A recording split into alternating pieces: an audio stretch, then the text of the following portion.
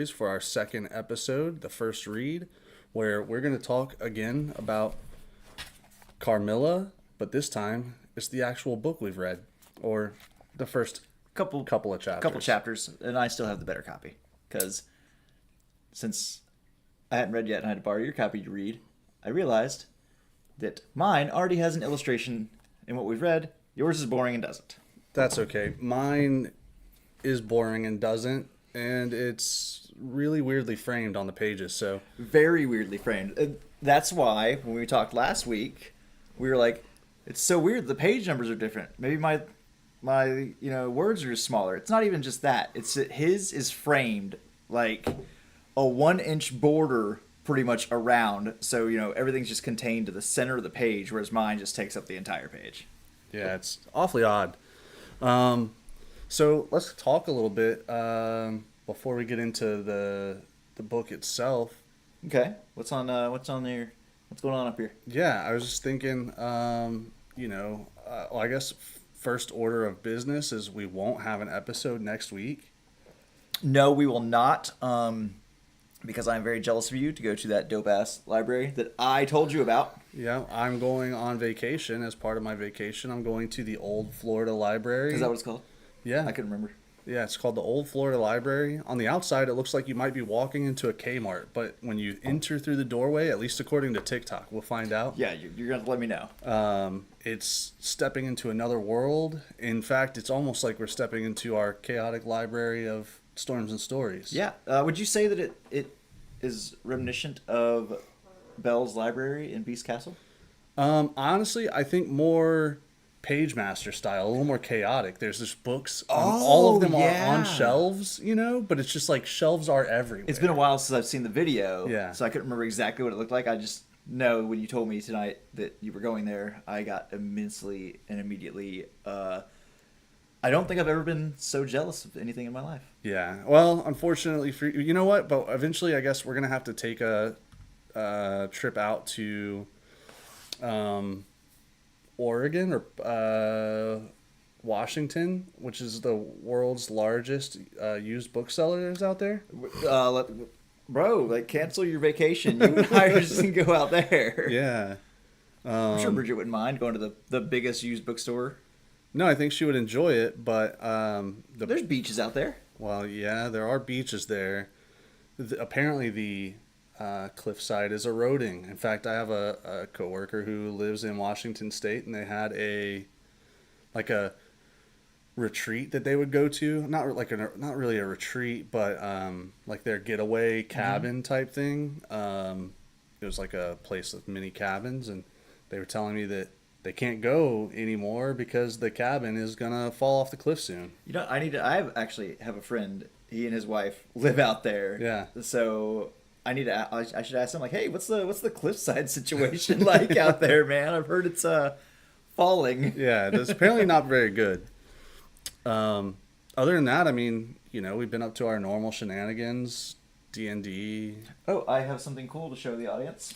Oh, nice. I was in one of my favorite game stores. It's in the next town over. They actually remodeled it because it used to be you walked in and you have all your comics and manga and then your gaming stuff and board games and game books and magic cards and shit. And then on the other side was where people can go and play Magic, play D&D. They have now. Sorry, yeah, you forgot to turn on the music, huh? Turn it down. That was loud. Then, yeah, we turned it on. Your computer was turned all the way up. Okay. But now they've a couple months ago, because I hadn't been in a few months, they decided they wanted to remodel. Mm-hmm. So now where you go in, what used to be just the store, is just your comics and manga and books and action figures, collectible action figures and stuff. And the next side where you used to be able to go and play, you can still do that. They've got the back set up with lots of tables. They have a table right at the front. But now that's where all of your your Magic and D&D stuff and board games are. So we went in there because I had to buy a new Dungeon Master guide because I gifted mine to somebody yesterday. Then we was okay, let's go check out the other side. And I found this really dope Dracula print. It's still in the plastic, so I had to hold it weird to show you. By Lynn Hansen. So if you like the print, I'm probably going to go to their website and look for more. Go to lynnhansenart.com, and Lynn is Lynnne. Yeah, definitely dope art. I'm going to 100% get more, start getting framed, put up on the wall, because this is one of the coolest pieces of Dracula art I've ever seen. And just the fact that it took me forever to even notice Jonathan Harker up here in the front, like right there. Oop, wrong way. Where am I going? Right there. Yeah. Super awesome. Yeah. So I would definitely recommend checking out their art. If we can remember, and as we start getting better at things, we will link their website somewhere, somehow. Yeah, I mean, I think when we post the video on YouTube, post, edits, and really the only thing we edit out is the intro that counts us in, because we're too dumb to know how to do that at the same time. Yeah, we are not smart. I'll add that in. I'll add it in on the TikTok, or you can add it on TikTok when whoever makes our next little short video there. And I'm sure that, between now and us sitting down together again, both of you and I will make multiple social media posts, or we're going to attempt to. We're trying to ramp up. Yeah, one of the things is we know that in order to gain a following, you have to do social media and put yourself out there. We also are very bad about doing social media. So we're trying to learn something new and get better at it, and keep moving forward, right? We're enjoying ourselves so far. I mean, it's only episode 2, but yeah. But yeah, you can find us on TikTok, Instagram, YouTube. Just look for Storms and Stories BCP, Book Club Podcast. We're there. We're small, but we're there. Yeah. I guess kind of to business, right? Yeah. I'm gonna start. I just want to talk about the prologue real quick. Mm-hmm. This happened to both of us. We forgot how old this book is. Yeah. The cover is, it's deceiving, right? This is a very modern cover. Even mine, it's very modern looking. So we forgot how old this book was. So by the end of the prologue, I think we were both fine and like our brains were in. But the wording, the verbiage, the writing style, was a little, because I just read the new Hunger Games book, like cover to cover in one sitting. Very modern, easy to read. This is still very easy to read, but it's going to take you, a paragraph or two to get your mind into this is an old book. Yeah, and the vocabulary is different, right? I mean, that's what I was looking up, because there's a part in there, and I do like this part, the way, but I'll get into that later. But she referred to a bench that her and her father sat down on as a rude bench. And I was like, what the fuck does that even mean? Yeah, I actually also had to look it up. Oh, did you? Yes! Yeah.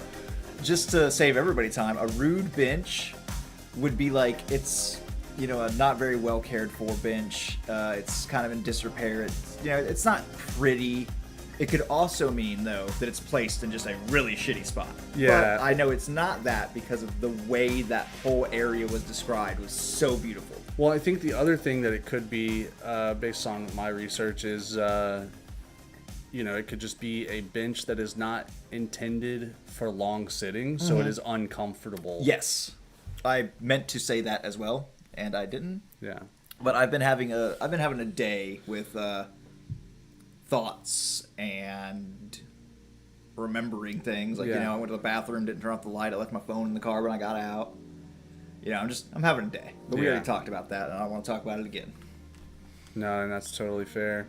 But speaking about, like you said, the prologue, getting into it, obviously it was a struggle at first with the vocabulary and the sentence structure, which honestly, a lot of the sentence structure is how I like to write, and I didn't realize that it was probably just a more classical style.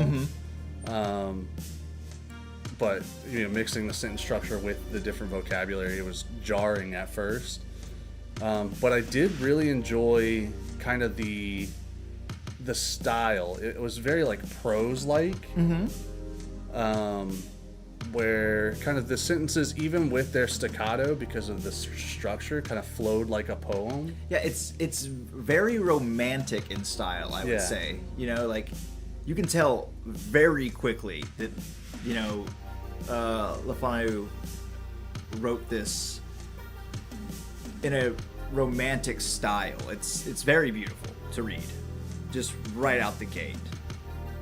So that was fun. That was Yeah. nice. And speaking of like romantic and beauty, the way that the land surrounding the castle, which is called a Schloss, because we are in Styria in this novel, is just so Do you think? beautiful. Sorry, just to interrupt you. Do you think it's Schloss or Skloss? You can go ahead and start talking about something while I look that up. Yeah, just because it's that Eastern European. I mean, it's Austria, very like like Germanic, right? So I just read it as Skloss, and whether that's correct or not, I don't know. Oh, first off, that is a German word, Yeah. by the way. So it probably, I would imagine it is Schloss, because the plural is Schlosser. For a building similar to a chateau, palace, or manor house. And in English, it is often translated as castle or palace. Yeah. Don't make me... Oh, here we go. I'm going to hit this button. Turn up my volume so we can hear. Schloss. Okay. No, it's Schloss. I was right the first time. Very well. You got me all Hey. fucked up. Sorry, but it was beautiful. It was like the described in a way that was. Yes, like the way that the forests, even the way the road is described. I want to be there at that drawbridge. It sounds so majestic. Yeah. Like the sheer beauty. I am so excited to continue reading this. Even the way like that mother at the end of chapter 2 was described was just so damn good. Yeah, but I think yes, well written for sure. But the way that it was described, also from the which we know who the main character is, but I don't think that they've introduced the character's name yet in the first couple chapters that we've read. Now that I'm thinking back to it. You know what? Hold on. Let me just take a quick peek. But I think you're right. But what we get it from her perspective as the narrator is that even though it's beautiful, she's kind of tired of it. Well, it's because she's lonely. Yeah, and that's been why, there like, for a really long time. her whole life. 10 No, she was born there. Yeah, I guess you're Yeah, right. yeah, she's been there her whole life. You know, she's lonely, so Yeah. you know you can be in the most beautiful place in the world, but if you're all alone for that many years, you're gonna grow tired of it. Which I think was my original point, is that she's lonely, even though it's beautiful. You can tell from her descriptions and the way she's saying the things. It's just like, yes, it's beautiful, but it's all I know. You know what I mean? Yeah. So I don't see it, and again, I'm just very quickly going through this. Yeah. I don't see it in the first chapter. Oh, hey, mine actually says Joseph. Yeah.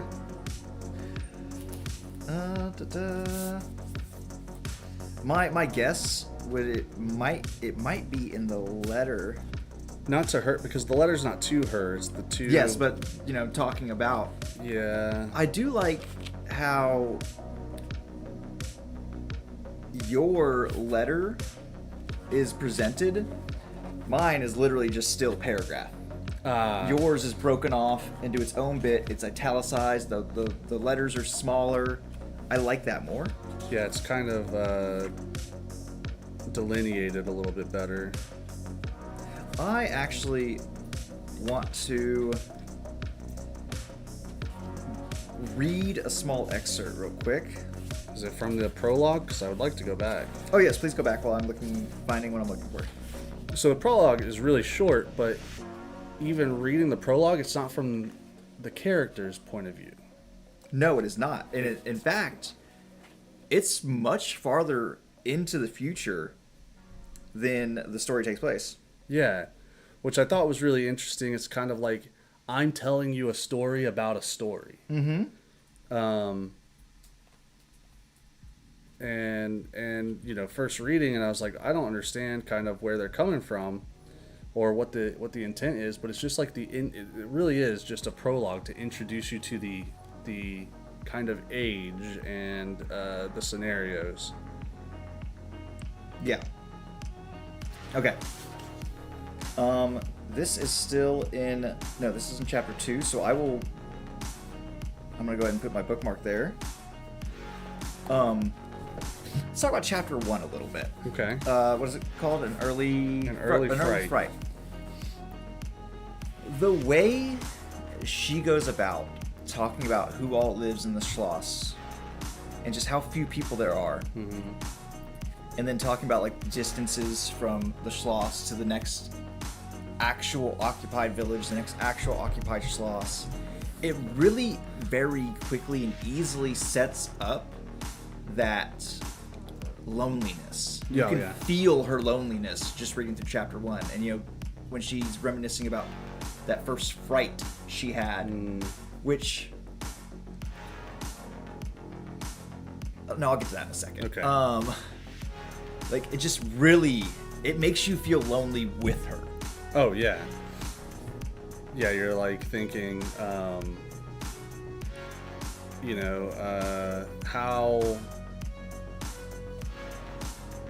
would it feel to be this way? Yeah. What you looking for?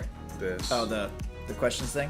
Yeah. And we have to also have to remember this is a book club podcast, so spoilers, obviously.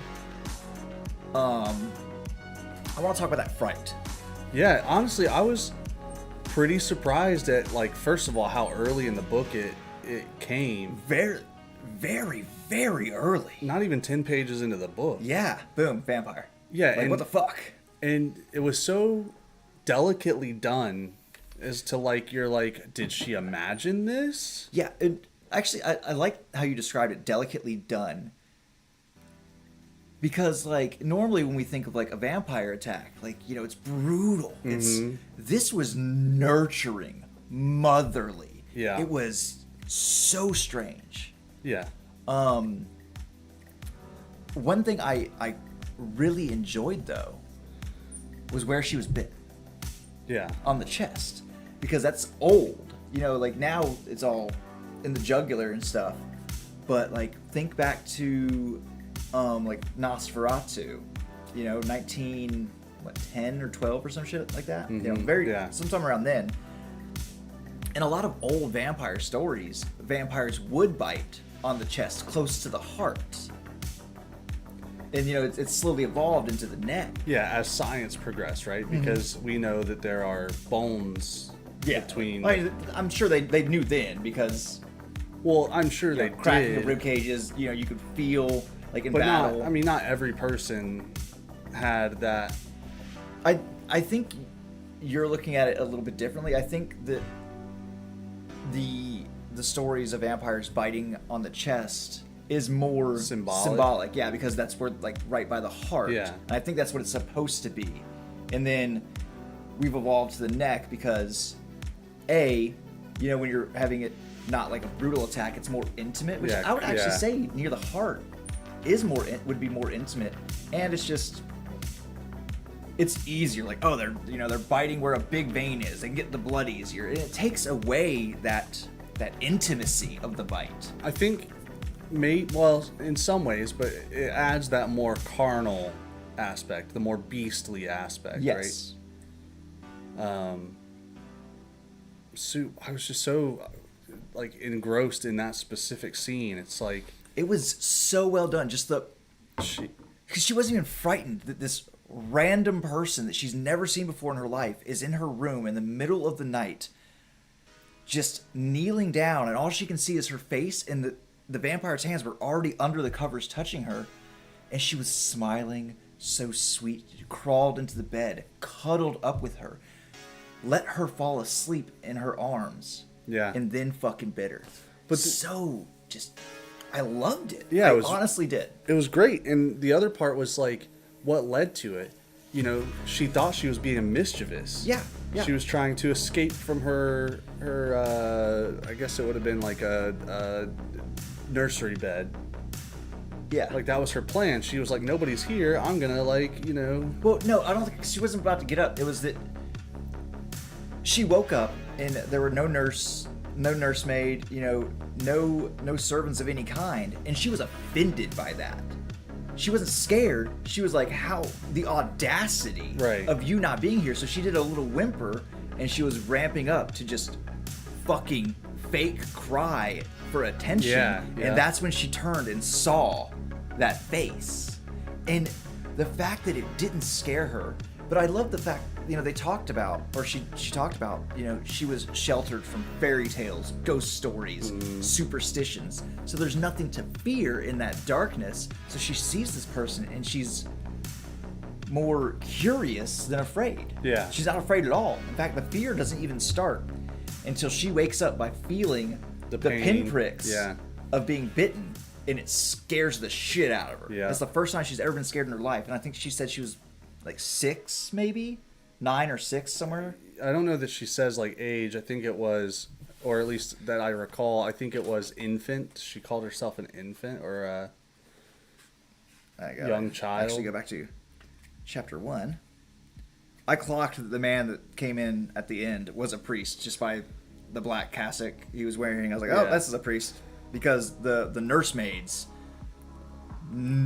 I think they know the stories, what it was. Yeah. Even when they're lying to her and telling her, no, it wasn't there, because the one nursemaid was like, no, it was me. I crawled into bed. You were just in dream state. That was the next part, right? Is like, the first thing is she's screaming, and then one of the nurses is like, no, somebody has been here. Mm-hmm. But they whispered that to each other. She just happened to hear it. They were trying to shelter her from the fear. Let's see. And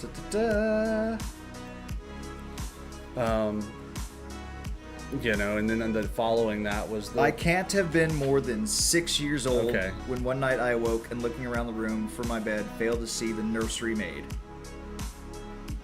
Yeah. Here we go. I'm just gonna do this. She conceived that she was neglected. She was very insulted by that. So she began to whimper, preparatory to a hearty bout of roaring. Yeah, that's when right. to my surprise, I saw a solemn but very pretty face looking at me from the side of the bed. It was that of a young lady who was kneeling with her hands under the coverlet. I looked at her with a kind of pleased wonder and ceased whimpering. She caressed me with her hands and lay down beside me on the bed and drew me towards her, smiling. I felt immediately delightfully soothed and fell asleep again. I was wakened by a sensation as if 2 needles ran into my breast very deep at the same moment and cried loudly. The lady started back with her eyes fixed on me. I like that. Not the, oh, she cried loudly, let me look for danger. Mm-hmm. No, she stayed fixated on her. And then slipped down upon the floor and, as I thought, hid herself under the bed. Yeah. It's one very short, quick paragraph about this first vampire bite. I'm going to scooch in a little bit. I feel like I'm like halfway out of the screen over here. It was just, I really enjoyed how LaFanu wrote that. Yeah. It was, I found it quite beautiful. Yeah, it was great. Speaking of, we didn't say this in the beginning, but if any of you all have read it, please do comments. Yes. TikTok us, message, whatever. And if you haven't read it, just off the first 2 chapters, I'm gonna go ahead and say, give it a shot. I'm excited and intrigued. Yes, I am so excited to read the full novel. Yeah. Because just the first 2 chapters are so well done. Mm-hmm. One of my favorite books to read is The Count of Monte Cristo by Dumas. But it's a hard read. Yeah. I love the story. It's one of the best revenge tales ever written. But it's such a hard read. Dumas was French. Yeah. It's another French author. This, for being so old, is such, you literally get lost in it. It's written so well and so easy.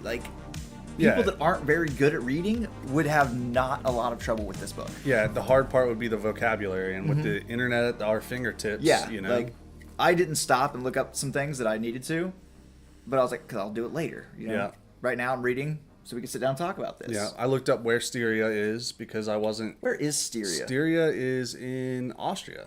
Is it in Austria? Yeah. So it would have been its own. At the time, would Styria have been its own like country? It seemed like when I looked it up, Styria still exists today as a city. I didn't actually go back to determine if it was like its own, kingdom or separate. Because I'm gonna bring up Castlevania real quick. Even in the original games, and then continuing into the Netflix anime series, Castlevania has always used real locations. And in Castlevania, Carmella and her sisters rule the kingdom of Styria. Which because the very first thing that you read in chapter 1 is in Styria, so you already know where we're at. Yeah. And I was like, I even said to Brittany, I was like, holy shit, like it takes place in Styria. And she's like, that's where Carmilla and Castlevania lives. I'm like, yeah, which cool. Comes back to what we were talking about last episode in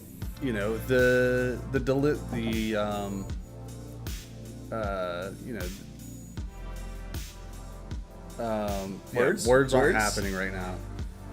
Inspiration. Yes. Right? Yes. You would think that was an easy word, but apparently not tonight. I like how she talks about her father. Yeah. Very much so. If I had a father like that, I might have turned out much differently. Much differently. I mean, maybe, but in his. Well, we don't truly know. I think right now what we can gather is that he wanted them to be separated from like society in some way. Not in a way to be oppressive, but like protective almost. Well, he was a soldier. He wanted to live a peaceful life. Well, yeah, but also they talk about her losing her mother when she was. She can't even remember her mother. Yeah. But just the fact that when she's talking about her father and telling us about her father, she says he's the kindest man in the world. Yeah. Like, I mean, yes, now at this point she is spoiled, and she does say that because she's an only child. It's just her father, and the servants. Yeah, so, she said spoiled rotten. She never wanted anything she didn't get. Yeah, but I don't think that her saying her father is the kindest man in the world is specifically talking about that he gives her whatever she wants. That tells me he treats the servants very well. He always speaks in a kind word. Yeah, well, we see that kind of at the end of what we've read so far. At the end of chapter 2. After she asks, like, oh, let the little girl stay with us. Let the girl stay with us. And he's like, you know what? Yeah, because you were supposed to have a new friend come visit, and that's not happening. I would be delighted if your daughter stayed with us. Yeah. And the way he talked about how well that child would be cared for was just, holy shit. Yeah. So good. Well, and I mean, preceding that, right, you kind of alluded to it.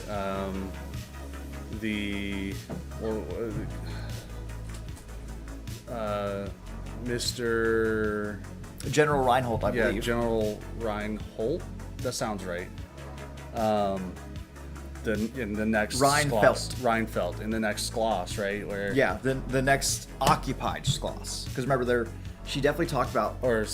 Schloss. Yes, Schloss. See, you got me all fucked up now.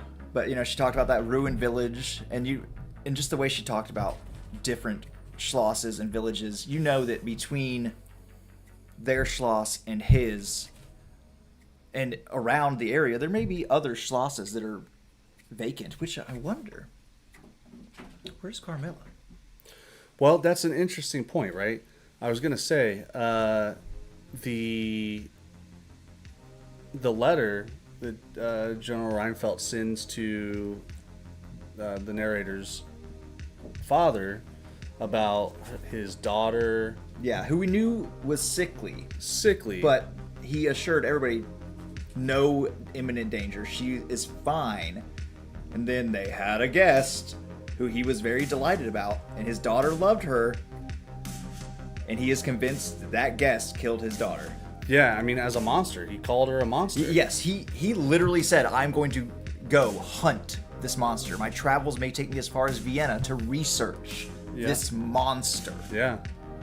Yeah. And it's confusing to her and even to her father. Like she said, is he a madman? Yeah, like she said, I even had to read the letter twice because it was so. I like how they described the structure of his letter as violent. Yeah. It wasn't like he didn't say anything violent except for I'm going to hunt this monster. Yeah. But like the confusion he had while writing that letter was very violent. I mean, I'm just going to use the book's words. Like it was scattered all over the place. Yeah. Talking nonsense. Yeah. Yeah, super interesting, I mean, novel so far. That part especially, right? She had plans to visit, or for General Reinfeldt and his daughter. Yes, Mademoiselle Reinfeldt was going to come stay with them. Yeah, they were going to have. She was excited for that because a friend, a fucking friend. And then the letter kind of comes suddenly, but it almost makes it sound like she had they had the visitor, but that the visitor kind of. Let me think about how I want to put this. Not that maybe she was already sick, but it was like she was progressively getting more sick as long as the visitor was there until she died. Do you think the visitor was Carmella? Or just a vampire? Well, yeah. And was feeding on the daughter. Right, and so this kind of goes back to, like, in the early times, right, vampires, it wasn't just about the blood, but also, like, the life force, right? Yes. Because they talk about that in Dracula, like the line, "The blood is the life." It's in a lot of these older vampire stories. It's not about drinking blood to live, because blood is what you survive off of as a vampire. It's that blood is the literal life force. Yeah. And as they're drinking the blood, they're getting our literal life force. Yeah. So it makes me wonder if that's kind of like what we're intended to take away from that, is that there was a vampire feeding on her, and over time she was getting more and more sickly until she died, which is kind of different than like most vampire stories, even Dracula, which is that usually it's to feed, you feed to feed, and then well, no, because Dracula was also the blood is life, because that's where that comes from. Well, yes, but what I mean is that like it wasn't. It was almost like the vampire was savoring.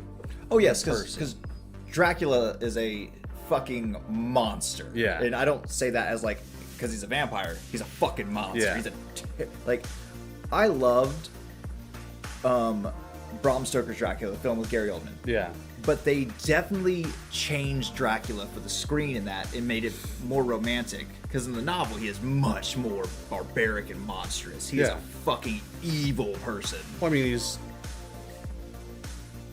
derived based on, wasn't it in the 1600s, Count Dracula? Oh, Vlad Tepes. Yeah. Yes. Dracula in the novel Dracula is Vlad Tepes, if I remember correctly. Yeah. Like, who was a monstrous barbaric person. That's Vlad the Impaler, man. Yeah, exactly. No, fucking so well done. And in fact, since we're on the letter, I'm going to read where she read that letter, because that's rude bench. Yeah. So her father hands her the letter, and she says, "We sat down on a rude bench under a group of magnificent lime trees," which is interesting. We've seen lime trees twice now in just this chapter. Mm-hmm. The sun was setting with all its melancholy splendor behind the sylvan horizon, and the stream that flows beside our home and passes under the steep old bridge I have mentioned wound through many a group of noble trees almost at our feet, reflecting its current the fading crimson of the sky. Like, that's so beautifully written. Just talking about sitting on a fucking bench. Yeah. Like, I am enamored. Did I use that word right? Yeah. Well, I think you haven't said any more, so probably. I'm just enamored by how beautifully written this book is. Like, it's just stunning. I love it. Yeah, like I said, I'm super excited. I wonder if I don't know how. Well, I guess we'll need to determine how many pages are between the next couple of chapters, but maybe we can increase our. So for me, chapter 3 starts on page 20, and chapter 4 starts on 29. And no, I don't want to increase. I was thinking about that while I was reading, and I was like, nope, we are gonna fucking savor this. Okay. Because this is a book I had to physically go stop reading. Because I did not want to put it down. I could read this in one go, because it just drew me in so much. Oh yeah. So I think we can easily just do chapters 3 and 4, because my book, that's 29 to, and it ends on 46. Okay, so yeah, that's a pretty good chunk. Yeah, I mean, almost the same, about 20 pages. Yeah, well, yeah, I think there was just we did the prologue, which was really only 1.5 pages ish. Yeah. And then also chapter 1 and 2. Chapter 1 was pretty short though. Mm-hmm. Chapter 2 was 14 pages, so yeah, chapter 1 would have been like 4 or something like that. Do you think that... Actually, I'm getting ahead of myself here. So, they get done reading the letter, or she gets done reading the letter. Yeah. It's now full night. Mm-hmm. Her and her father continue their walk. They have to walk about a mile to get to the road that leads to the house. And then, of course, the way they describe the fucking full moon twinkling off of the glass and the windows of the house. Yeah. What I'm curious about is, the carriage comes over the hill, and for whatever fucking reason, all the horses decide to bolt, to just full tilt. Yeah. And the carriage crashes. What spooked the horses? Well, I think there's a couple of things interesting in that scene, but I think that the likelihood, because it sounded like there was the wagon wheel or the carriage wheel hit like a root. Yes, but that's because, the carriage started swinging too much because the horses were fucking full tilt going. Yeah. And we know already that Carmella's in the area, at least was, or at least a vampire was, who we can assume was Carmella based on the novel. I mean, yes. We've been surprised before, but... Yes. But, I mean, she was 6 when she saw the vampire the first time. Yeah. And now she's a teenager. Yeah. So... But we know that there was at least some unusual visitor who General Reinfeldt is calling But I believe that visitor was probably also teenager. Because the visitor was with his daughter. Yeah. So also young. It described her as like a beautiful woman then too, right? Did it? I'm pretty certain. I can find it real quick. Yeah. While you're doing that, and this is the fun part about this book so far, is we've seen a vampire very early, but now we have no idea where the vampire is, what the vampire looks like, that we're going to be dealing with during the rest of the novel, because the woman in the carriage, her young daughter, is injured and is now going to stay with them. Yeah. Is that young daughter the fucking vampire? Because that woman seemed a little dodgy. That's what I was saying. There was She seemed a little dodgy. Like she didn't want, like at first it was like, no, I don't want you to stay, but she also didn't want to care for her child, and it was like, well, because she's on some kind of important like business. Because when they left, like the horses were moving pretty quickly. Yeah. Like the girl was afraid that they were going to take off in a full tilt gallop again because they were moving so quickly. So something with her mother, that girl's mother, just doesn't sit right with me. And they're traveling this late. Yeah.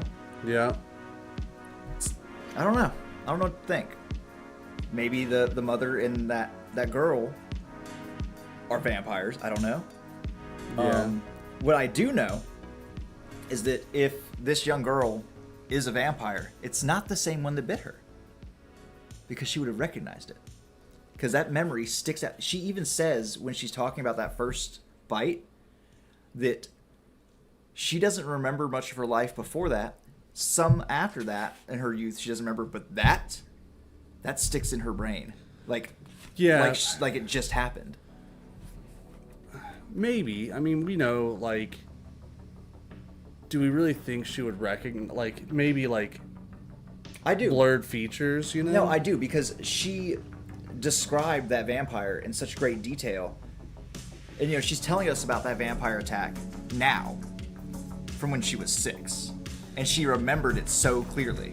I fully feel that if she saw that creature again, she would recognize it immediately and be afraid. Yeah, well, it just says, so just going back to that passage where describing the friend or the visitor, and it doesn't actually say, it just says friend, it describes her as friend. Yeah, so that's why I'm thinking that But it doesn't the describe visitor her was as younger. But it doesn't describe her as the daughter's friend, just that the daughter was infatuated with her. Oh, true. Okay. I don't know. You remember how I told you if we were to not know anything about these and just gone off the back of the book? And, you know, last episode I talked about how my description on the back, and so you get to the big blurb paragraph, is really sets it up to be mysterious. Mm-hmm. Shit is mysterious out the gate. It's very intriguing, kind of like how little but how much we know. Yeah, like, we know so much without knowing a damn thing. Yeah, what's the literary, like, term? It's I'm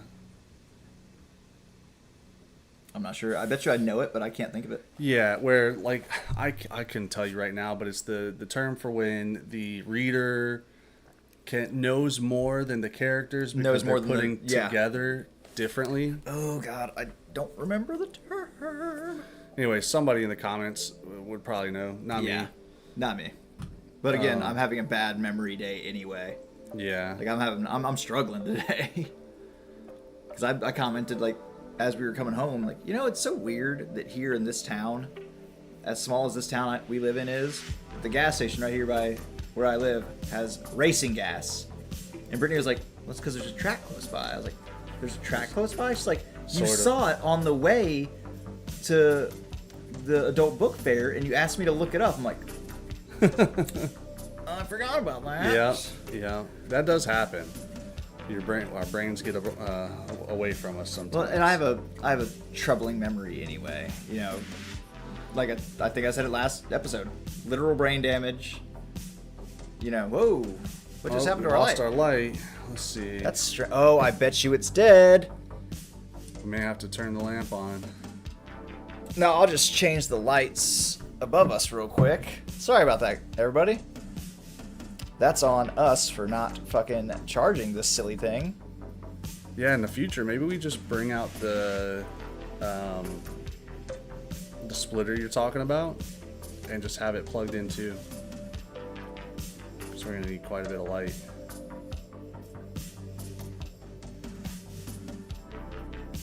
That'll have to do. Hey, Oh God, I look terrible under the... poor light. Yeah. I didn't sleep very well, so you can see the bags really, really good. Oh, I can't see me. No, I'm just kidding. That's because oh God. Didn't he just turn heel? Isn't he like a villain in WWE now? You know what I know about WWE? They wrestle? That's it. Yeah, I think John Cena just became a villain in WWE now, which everybody's like, John, no, how could you? No, you are the savior of our world. Which is great because everybody that's ever met John Cena all say the same thing. It's like talk about fucking Keanu Reeves. Yeah, he's great. Nicest person you'll ever meet in your life. Like, Well, genuinely a kind person. I mean, John Cena had, I don't know if it still is, but The record for like the most Make-A-Wishes. Yeah. Let me. You know what? Now I'm curious. And here we are again, folks, getting sidetracked. Let's see. mean, I could continue to talk about Carmilla and the first 3 chapters that we've read and go on forever, and I just don't know if people want to hear us talk about the same 3 chapters over and over again. Yes, John Cena still holds the Guinness World Record for granting the most Make-A-Wishes through the foundation, having fulfilled over 650, a record no one else has come close to. That's the AI overview, but yeah, I mean, great dude. I mean, right? Fucking great dude. I'm gonna start now. Unfortunately, probably start when I think about her father. I'm gonna see John Cena's face. Cause just from the association of great dude. Yep, 100%, 100%. I mean, it is what it is, right? Yeah. The way we associate things sometimes. What do you think they eat in this book? You mean like food? Yeah, like what do you think their diet is? You know, if I had to guess, it's probably like gamey meat, right? So hunting, because I think that they made reference in some way to the animals. Maybe not. Maybe. Well, they didn't, but you know, they talked about to the east and the west. Like, if you combine those two bits of woods, that's like 20 miles of woods. Yeah. You know, there's a lot of woods out there. And I mean, obviously they've guaranteed they've got a garden of fresh vegetables. But like as far as like types of meals, it's probably honestly it's probably more like 1870s in Europe, right? So, well, I guess we don't know when the book is set right now. We do not. In fact, it hasn't once given us a date. Yeah. So if we assume that it's contemporary to when it was written, 1870s in Europe, at least in Germany, there's not a whole lot going on. Well, and I imagine it is contemporary to when it was written because, you know, she talks about her father being, you know, he was in the Austrian service. Yeah. You know, their money comes from his pension after retirement. So, you know, I would assume that. Well, when was the? I mean, there was a Austro. Was it the Austro? The Austro-Prussian War. Yeah. How did I know that? How did I just randomly know what war you're talking about, and that you were talking about a war? 1866 between the Austrian Empire and the Kingdom of Prussia. The Austrian Empire, huh? Can you look up if Styria was an empire at the time? Oh, you have a map. I'm looking, but Styria apparently is not large enough to be on this map. So, let's look at 18. Let's look. It wouldn't be an empire. It would be. Like it would a be country. part of the Austrian Empire, or part of the Prussian Empire. Yeah. Well, and that honestly, that makes me think that Styria at the time was its own place because we're talking about an empire. And empires span countries. You know, an empire is not just a country. They span, because that's what an empire is taking over. Yeah. You know, like, look at the Ottoman Empire. Holy crap. Well. It was so large and they did so much that they literally cooled the earth. And, you know, so many people today can trace, you know, DNA back to fucking Genghis Khan himself because of all the bad stuff. Yeah. He was not a good man. I mean, no, not like in our historical context, right? Like, he was obviously not a good person, but from his perspective, it was like, I'm doing this terrible thing, but also I want people to follow me. Yes, right? but also rape and pillaging, so. Yeah, I'm not saying it was good. It was very bad. Very, very bad. By no means am I saying, yes, go Genghis Khan, right? Like, again, they killed enough people to cool the earth. You know how many people you gotta kill to change the temperature of a planet? A lot. A lot. I don't know a number, but it's a lot. They changed the temperature of the whole fucking planet. Like, jeez. I can't. It's not that important, honestly. I think we're rabbit holing on if Styria was its own fucking country or not. We can figure that out later. It's not that important to this. Yeah, I mean, I'd like to go though. That sounds very beautiful. Yeah, well, at least that area, right? Yes. Yes. I mean, a lot of Europe is very beautiful. A lot of America is very beautiful. Yeah. You know, like, once you get out of a city, America's gorgeous. Well, you know, I was talking about this today, actually. On my way to Afghanistan, we stopped at the Shannon airport. The Shannon, yeah. In Ireland. Trust me, I know, because I've been to the Shannon airport a couple times. Going to the Middle East. Yeah, and we're in the smokers area, which is just a prison of chain link fences. Yep. But seeing out. Seeing out, yeah. You know what else is very pretty? It's Afghanistan. Well, I was beautiful country. But the comparison I was going to make though is really like where we were at in Shannon. I mean, there's some rolling hills and stuff like that, a lot of green, but it was very much like the Midwest. Yes, very much. And Afghanistan, you're right, it is beautiful. I mean, so beautiful. I mean, you know, when they did the film Lone Survivor, they filmed that in the mountains of North Carolina, I believe. Yeah. And having both of us been to Afghanistan, that shit looked like Afghanistan. Yeah. You know. Which, you know, I was mostly in southern Afghanistan, but they had what we call the green zone, which was just like, there was this, basically it was a oasis, right? Like the river, like a small pond, and then like green all the way around it. But then like, you know, you go 5 minutes and you're in the desert again. Yeah, that makes me think of the Mahmadiyya region in Iraq. I remember the first time I went there, I was blown away. Yeah. Because it's right by like the Tigris. Yeah. I think it's the Tigris. It is so lush and beautiful. Yeah. I think Iraq was beautiful as well. Yeah, I mean, there's a lot of history there. I think Afghanistan, though, might be one of the most beautiful places I've ever been. Yeah. I mean, Korea was gorgeous. Spain was beautiful. Yeah. I don't know. There's something about just the mountains and the rivers in Afghanistan that's just...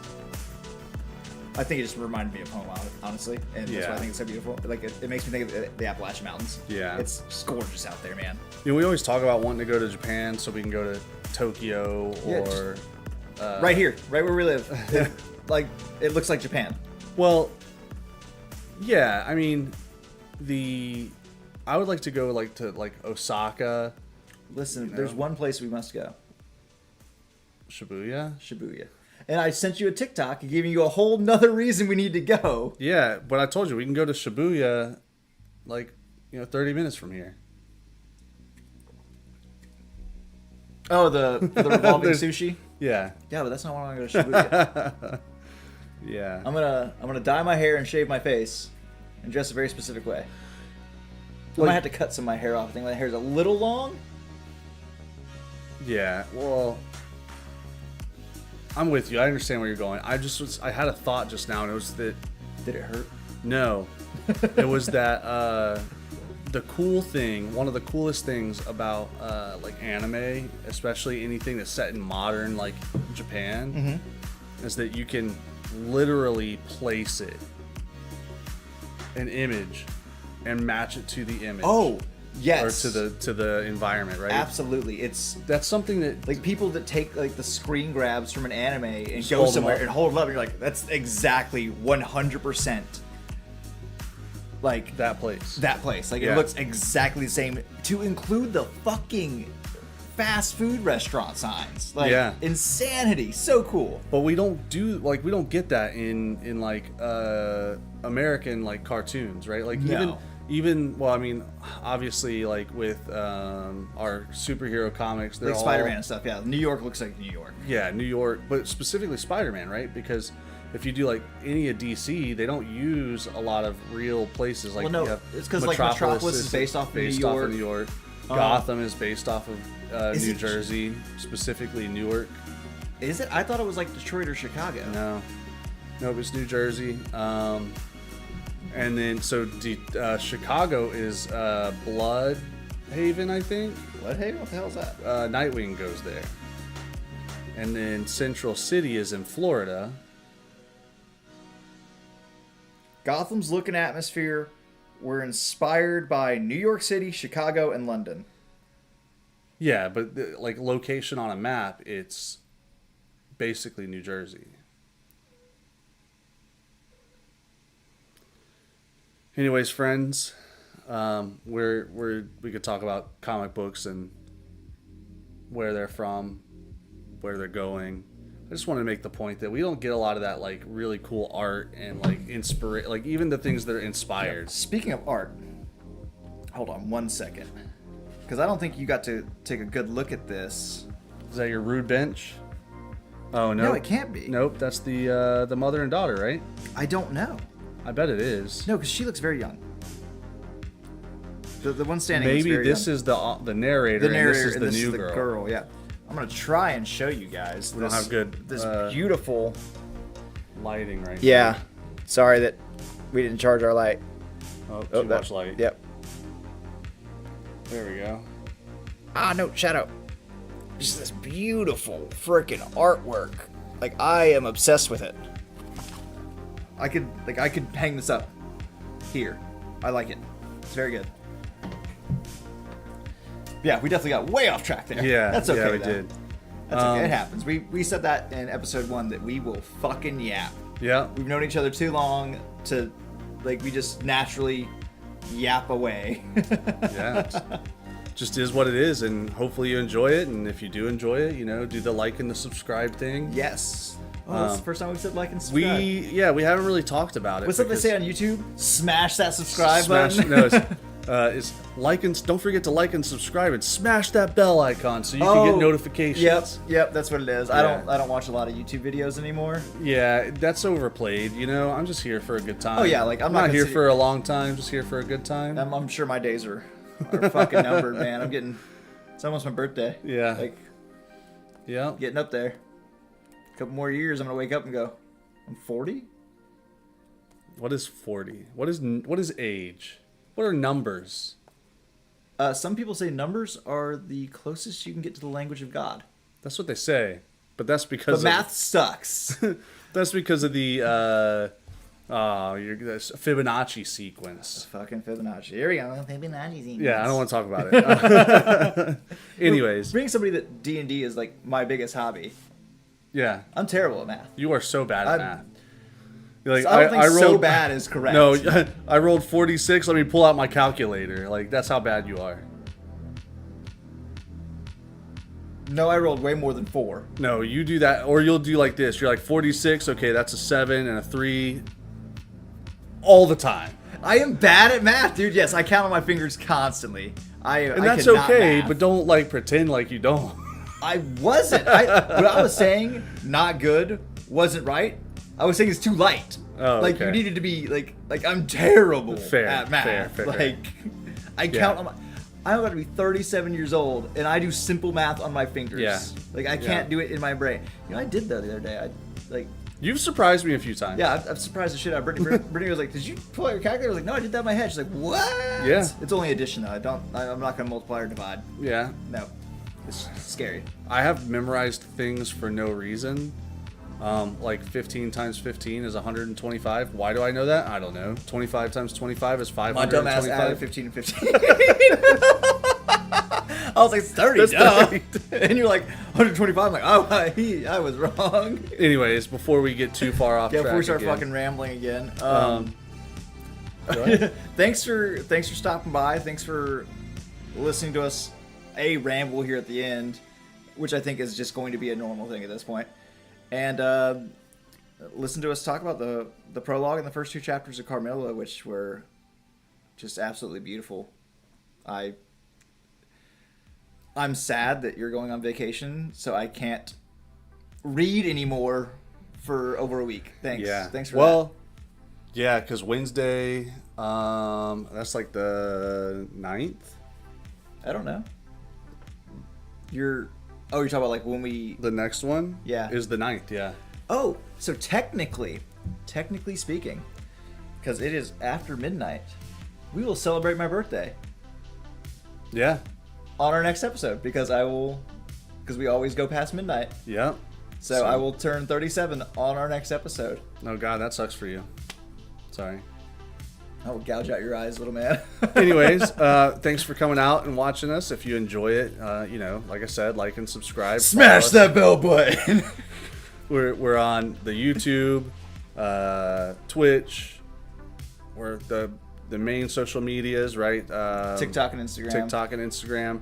No Facebook, and we don't have X or Twitter right now. Something I'm considering, but I have to figure out how to keep up with the other stuff first. Yeah, I don't think we're going to get much more social media just because we're already bad at social media like we talked about earlier. And 2 is a good number. The main reason why I think like Twitter or X is because like that's a good place to get announcements out without having to like do the whole thing, right?